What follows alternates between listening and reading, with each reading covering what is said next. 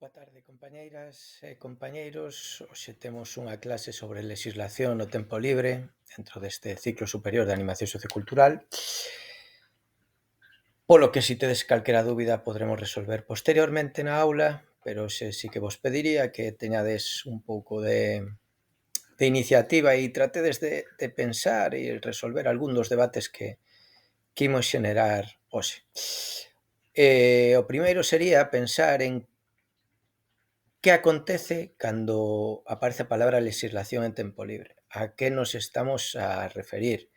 Si algunha vez na nosa vida tivemos que utilizar esa palabra, si algunha vez tivemos que ter ou tivemos algunha relación con algunha lei, con algún decreto, incluso con algún protocolo que posiblemente estemos acostumbradas a utilizar, pero igual non somos conscientes. Por eso,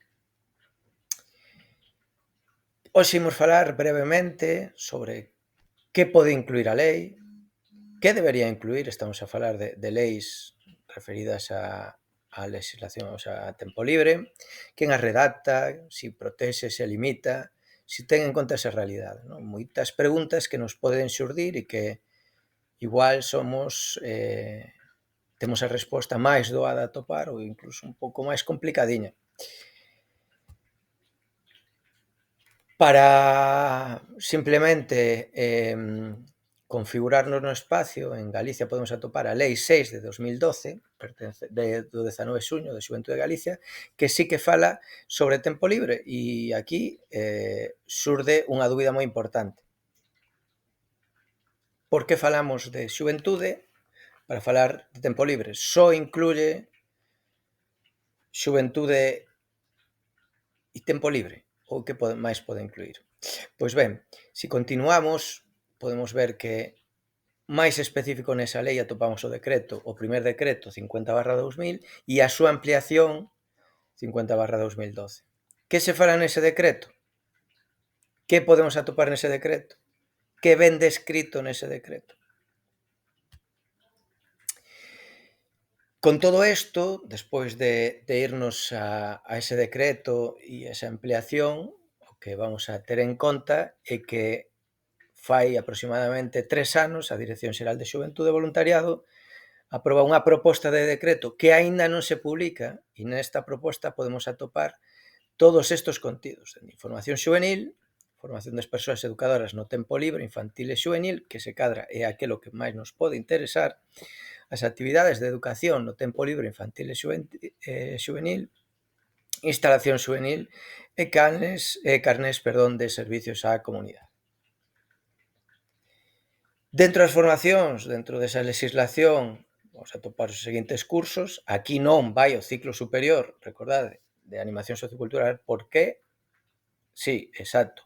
É educación formal. Agora estamos a falar de educación non formal, pero era moi importante ver e resumir os puntos e as horas nas cales se forma a unha monitora de tempo libre, a unha directora de tempo libre e unha directora de campos de voluntariado, que agora mesmo só en Galicia existe esta figura acreditada. Tamén os cursos de especialización que poderían impartir as escolas de tempo libre.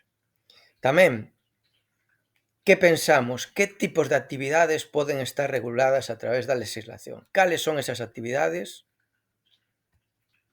Pois ben, as actividades todas, o tipo de actividades que podemos atopar na educación do tempo libre infantil e xuvenil, reguladas neste decreto aínda non aprobado, serían acampada, marchas voantes ou rutas de pernocta, campamentos, campos de voluntariado, antigamente chamados campos de traballo, campamentos en pernocta, actividades de animación, excursións ou saídas, obradoiros e actividades de natureza. Para nós, cales serían, a hora de constituir unha actividade, os valores máis importantes para configurala, tendo en conta a legislación pendente?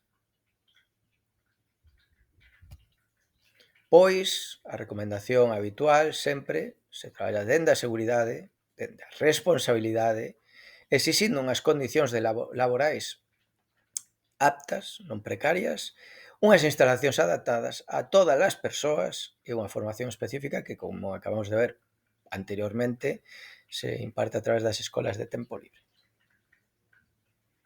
Finalmente, é necesario, se traballo con menores acreditar o certificado de negativo de estar no Rexistro Central de Delincuentes Sexuais. Non está moi claro, aínda que si se está pedindo para dende as empresas de tempo libre, por exemplo, que se aporte este certificado á hora de traballar, que está na Lei 26/2015, pero bueno, sempre que sexa algo positivo, pois vamos a simplemente a telo e a aportalo cada vez que o solicite. Finalmente, que pode acontecer no tempo libre? Os deixaría unha serie de esta pregunta para que en clase podamos falar sobre que casos non temos claro ou que casos non me resolvería a legislación ou que casos poden dar moitas interpretacións. Entón, falaremos en clase e teremos este debate sobre que pode acontecer no tempo libre e se está regulado ese tempo libre. Moitas gracias a todas, vemos en clase.